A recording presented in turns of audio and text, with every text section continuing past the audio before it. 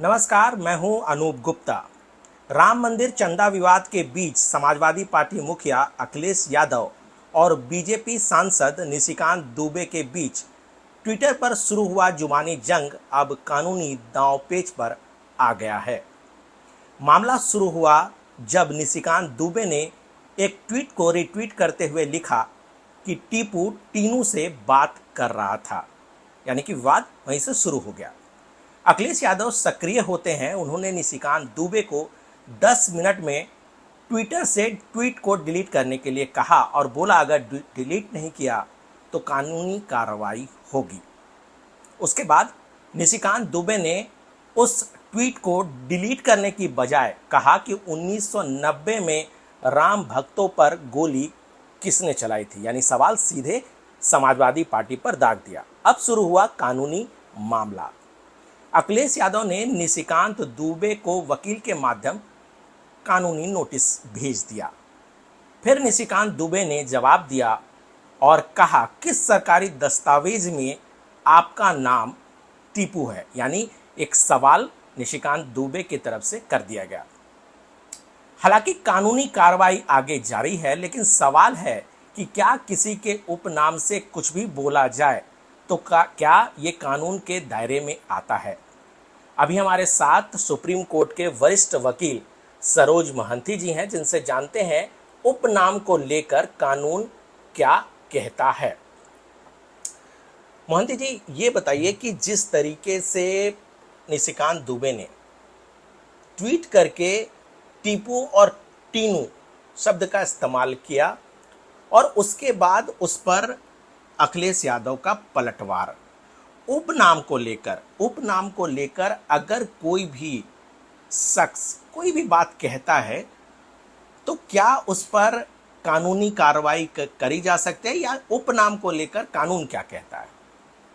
नहीं, कानून में उपनाम को लेके इस तरह से कोई प्रावधान नहीं है या क्लियर। इसी तरीके से जैसे कि आपने अभी एक डिफेमेशन की मामला की बात कर रहे थे, जो पहले से आईपीसी 499 एंड बाद में जो भारतीय न्याय संहिता हुआ तो उसमें बीएनएस सेक्शन 356 के अंदर ये क्लियरली मेंशन किया गया है। उपनाम को लेकर ऐसा कोई प्रावधान नहीं है। जब आप उपनाम को लेके मीन्स कोई भी व्यक्ति का नाम अखिलेश यादव जी हैं या निशिकांत दुबे जी हैं, सब एक प्रतिष्ठित नाम है। उनका उपनाम क्या है क्या नहीं है ये सब लोगों को पता नहीं है।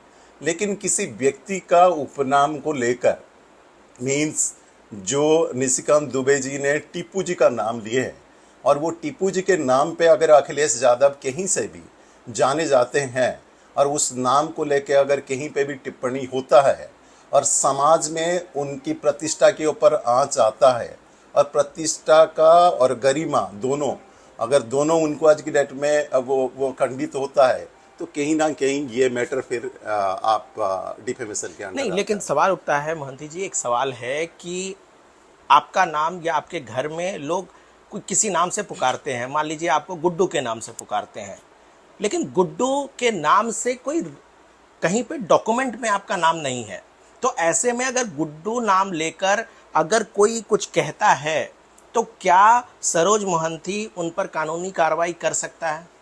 देखिए, मैं इसमें ये पॉइंट के ऊपर बहुत सारा लोगों का क्वेश्चन भी आता है। मैं इसके बारे में एक चीज़ आपको क्लियर करना चाहता हूँ। एक व्यक्ति सोशल मीडिया के माध्यम से, मेल के माध्यम से, न्यूज़ के माध्यम से किसी के प्रति अगर कोई टिप्पणी करता है और उसके नाम और उपनाम को लेके बात करता है, डिफेमेशन का ये क्लियर क्राइटेरिया है। आप क्या उसी नाम की उस उपनाम की वजह से जाने जाते हैं या नहीं जाने जाते हैं।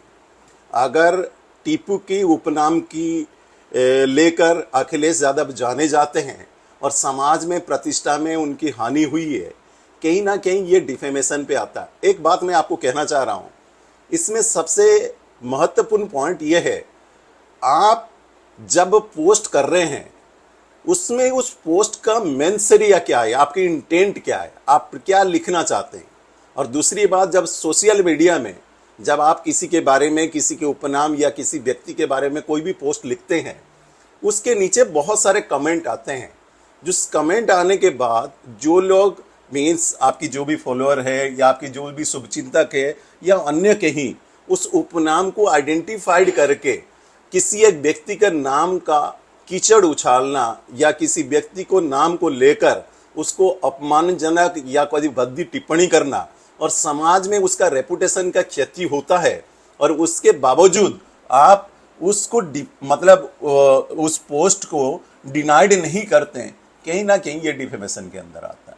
तो क्या ये क्लियर कट डिफेमेशन के अंदर आता है? अगर कोई उपनाम है और उसको लेकर भी अगर कोई टिप्पणी कर रहा है तो उस इंसान के पास ये अधिकार है कि वो कानूनी दरवाज़ा खटखटा सकता है और उस पर मानहानि कर सकता है। बिल्कुल कर सकता है। और ये क्लियर बात मैं भी आपको कहना चाह रहा हूं, किसी बिल्डिंग, किसी पर्टिकुलर आइडेंटिफिकेशंस, किसी एक कपड़े को लेकर अगर व्यक्ति चिन्हित होता है, सिर्फ उपनाम को लेकर नहीं है, एक व्यक्ति का बहुत सारे चीज़ें आज की डेट में आइडेंटिफिकेशंस होता है, उस आइडेंटिफिकेशंस को लेके या उस उपनाम को लेके या व्यक्ति का चरित्र को लेके या व्यक्ति का प्रोफेशंस को लेके कोई भी कुछ भी टिप्पणी करता है तो ये बिल्कुल आज की डेट में डिफेमेशन के अंदर आता है।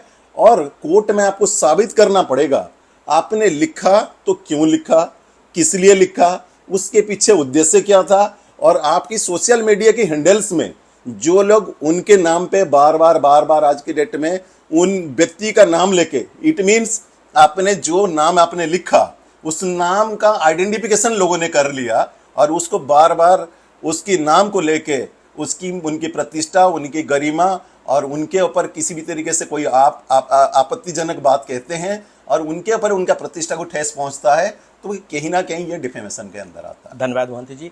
तो ये थे सरोज मोहंती जो सुप्रीम कोर्ट के वरिष्ठ वकील हैं। जाहिर सी बात है इन कानून क्या कहता है उसके बारे में ये बता रहे थे। जाहिर सी बात है जिस तरीके से अखिलेश यादव और निशिकांत दुबे के बीच जो मामला है वो ट्विटर से शुरू होकर अब कानूनी कार्रवाई तक पहुंचा है, देखना होगा कि आगे किस तरीके से अखिलेश यादव इस मामले को बढ़ाते हैं, किस तरीके से निशिकांत दुबे इसको काउंटर करते हैं, ये देखने वाली बात होगी। Anup Gupta, news 18 network, Delhi.